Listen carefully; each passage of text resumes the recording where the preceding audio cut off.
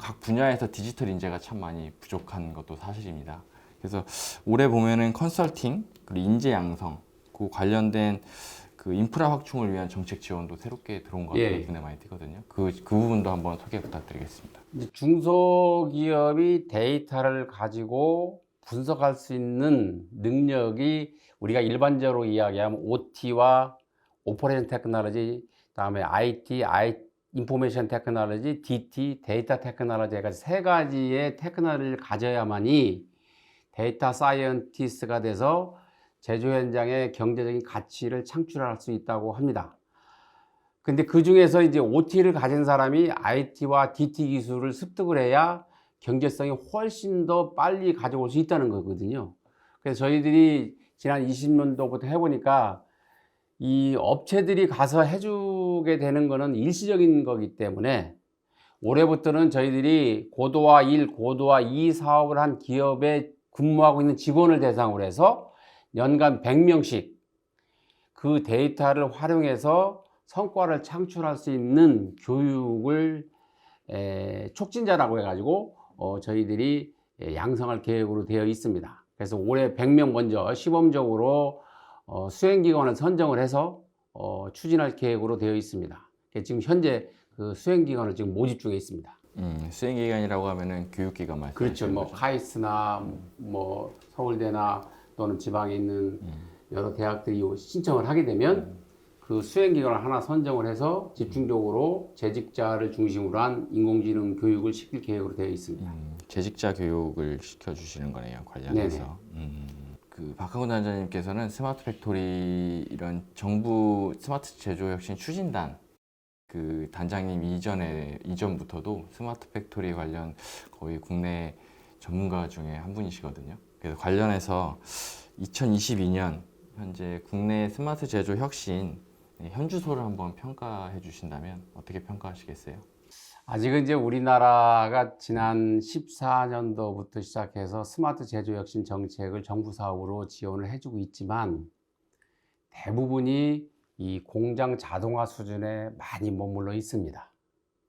따라서 이제 앞으로 우리가 발전하는 방향은 그 공장 자동화를 뛰어넘어서 스마트한 생산, 즉 똑똑하고 생각하는 공장을 만들어서 고객이 원하는 제품을 생산할 수 있는 그런 유연한 생산 체제의 공장을 구축하지 않으면 저희들이 글로벌 시장에서 살아남기 어렵습니다. 저희들이 중점적으로 보는 것은 저희들이 가만히 이렇게 지켜보면 지난 50년 동안을 보면 우리나라가 대기업을 중심으로 해서 정부에 막대한 자금을 지원해줘서 제품을 많이 생산해서 글로벌 시장에 많이 팔아서 돈을 많이 벌어서 국민들의 삶의 질을 향상시키는 데 큰 역할을 해왔습니다. 그 결과 대기업은 자생력 있는 글로벌 기업으로 성장을 하였죠. 그러나 중소기업은 그 와중에도 이제 원가 절감의 압박에 못 이겨서 이 마른 수건도 짜지 않으면 안 되는 어려운 환경 속에서도 우리 중소기업들은 잘 지탱해 왔습니다. 그러면 이제 앞으로 50년 동안 어떻게 할 거냐?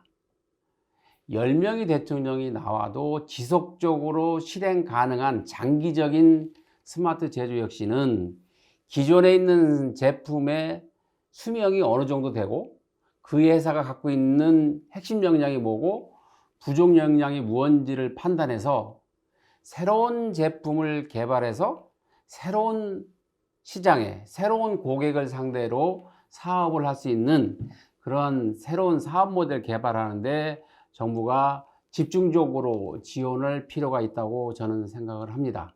따라서 앞으로 50년 동안은 우리나라 중소기업의 스타트업이 중소기업으로 또 중소기업이 중견기업을 넘어서 글로벌 히든 챔피언이 될 수 있도록 장기적인 플랜을 가지고 선택과 집중을 해서 미래의 먹거리가 될 수 있는 부분을 찾아서 지원을 해주지 않으면 실제적으로 앞으로 우리가 4차 산업혁명의 새로운 제조업 시대에 우리가 대응하기가 쉽지 않다.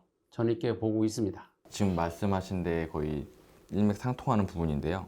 그 정부가 이제 새로운 정권이 들어서잖아요. 새로운 정부가 들어서도 스마트 제조 혁신에 대한 정부 지원 정책은 계속 그 이어져야 한다는 입장이시죠? 그렇죠. 원장님께서는. 우리나라가 전체 GDP 중에서 이 제조업 비중이 28% 이상 차지합니다. 독일이 한 21%, 일본이 한 20% 정도 되거든요. 근데 우리나라가 최고 이 제조업 비중이 높기 때문에 우리나라가 제조업을 가지고 수출해서 먹고 사는 나라의 구조적인 생태계가 갖춰져 있기 때문에 이 제조기업이 없이는 나라가 발전할 수가 없습니다. 따라서 어느 대통령이 되든 누가 나오든 이 제조기업은 성장 발전할 수 있도록 해서 세계 시장에서 우리나라가 경쟁력을 가장 높은 기업으로 끌어올리는 것이 또 모든 국민들이 다 함께 잘 사는 기반은 이런 제조업 중심이라고 할 수 있습니다. 내년도 스마트 공장 구축 지원 사업 뭐 지금 말씀하시기는 좀 이른 시점이긴 한데 어떻게 예상하세요? 내년에도 이 스마트 제조 역시는 더 많은 투자를 할 것으로 보고 있습니다. 이 우리나라의 경제 구조가 글로벌 시장에서 살아남기 위한 정책을 수립하지 않으면 사실 국민들의 삶의 질을 향상하기가 쉽지 않거든요.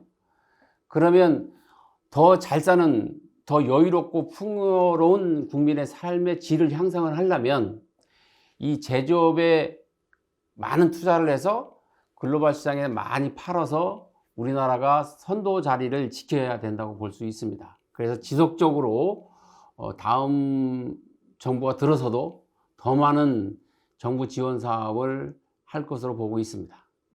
단장님 마지막으로 스마트 팩토리 공급 기업, 수요 기업들한테 뭐 조언이라고 할까요? 하고 싶은 말씀 있으시면 한번 부탁드려 보겠습니다. 먼저 이제 우리 공급 기업의 수준이 높아야 도입 기업이 수준이 높아지고 경제성을 향상할 수 있습니다.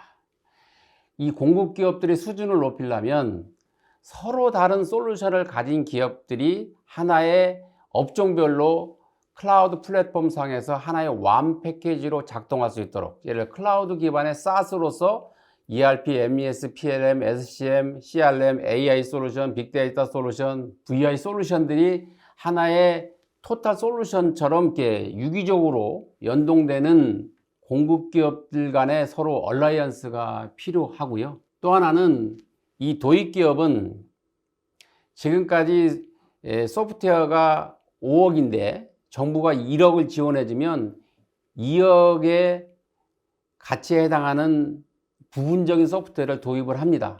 그렇게 되면 활용률이 떨어지거든요. 실제적으로 정부가 예를 들어서 2억을 지원해준다. 근데 솔루션은 10억이다. 그러면 정부 도입금 2억을 뺀 8억을 투자를 해야 완성된 솔루션을 도입을 해야 경제적인 가치를 가져올 수 있습니다.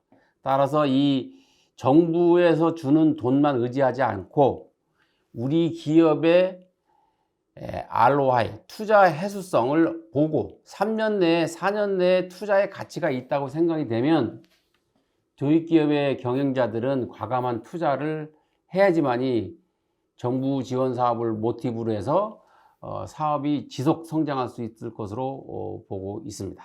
공급 기업들한테 약간 쓴소리네요, 쓴소리. 지원 정책만 가지고 그 돈만 가지고 하지 말고 거기에 기업답게 그렇죠, 더 돈을 투자해서 제대로 된 솔루션을 공급해라. 뭐 이런 말씀이신 것 같습니다. 이제 저희들이 올해 공급 기업들의 수준을 높이기 위해서 작년도에 저희들이 이제 R&D, 이 스마트 제조 혁신 R&D 예타를 통과해서 4,300억 예산을 확보를 해서 올해부터 5년간 스마트 제조 혁신을 위한 R&D 사업을 시작을 했습니다.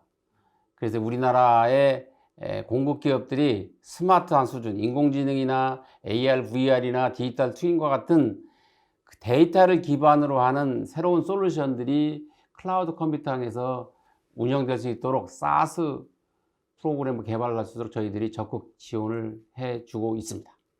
클라우드 그 플랫폼 자체를 지원하는 건가요? 아니면 클라우드 플랫폼 위에 소프트웨어 에서 서비스, 즉 응용 소프트웨어를 개발하는 데 지원을 해주고 있습니다. 사스 그 소프트웨어 개발하는 거를 지원해 준다는 네. 말씀이시죠? 단장님 어떻게 어렵게 자리해 주셨는데 뭐 부족하시거나 뭐 하고 싶은 말씀 더 추가로 있으시면 저희 뭐 시청자분들께, 독자분들께 한 말씀 부탁드리겠습니다. 이제 저희 나라가 스마트 제조 혁신을 통해서 4차 산업 시대에 지금 현재는 5강인데 이제 4강까지 진입하는 수준으로 2030년도에 타켓을 세우고 있습니다. 이 목표를 달성을 하려면 정부는 정부만이 또는 대학은 대학, 뭐 기업은 기업만이 할 수 있는 게 아니라 다 함께 서로 융합하지 않으면, 기술을 서로 공유하지 않으면 새로운 제품을 생산할 수가 없습니다.